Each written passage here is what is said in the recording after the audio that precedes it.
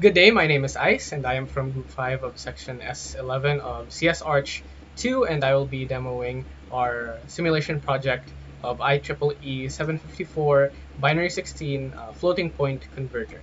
So to start, how to run our program. So in our README, we have a link here. We can access it through that online, or we could also open it in the terminal and execute py source main.py.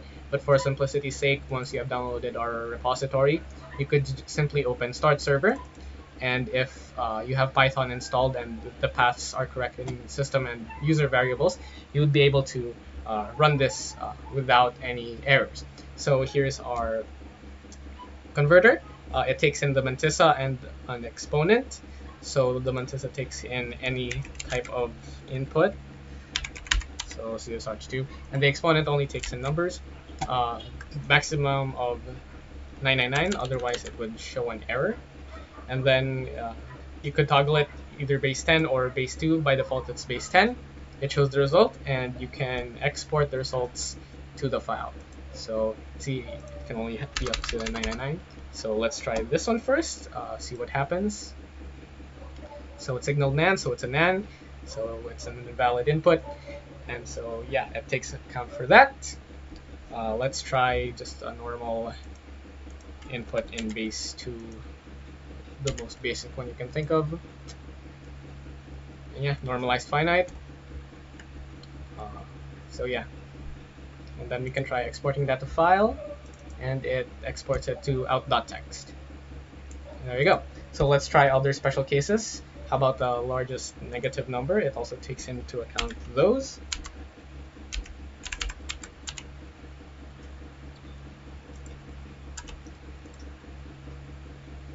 Largest negative normal number, because otherwise it would be negative and or positive infinity.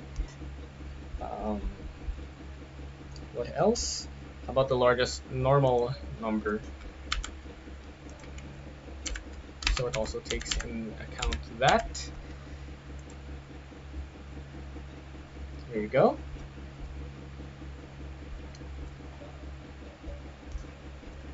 Okay, speaking of infinity, let's try negative infinity, see if it accounts for that. 23, since it's over 15. There you go, negative infinity. What happens if just like that?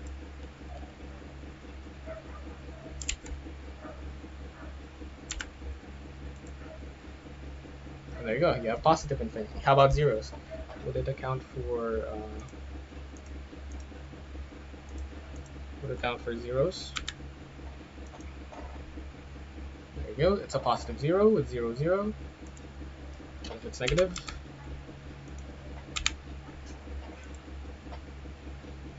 There you go, it's a negative 0. Alright, and that's pretty much our program. I believe there are other special cases, edge cases that our program is able to show, but for now, that's it. So see it outputs the IEEE format, binary separated by spaces.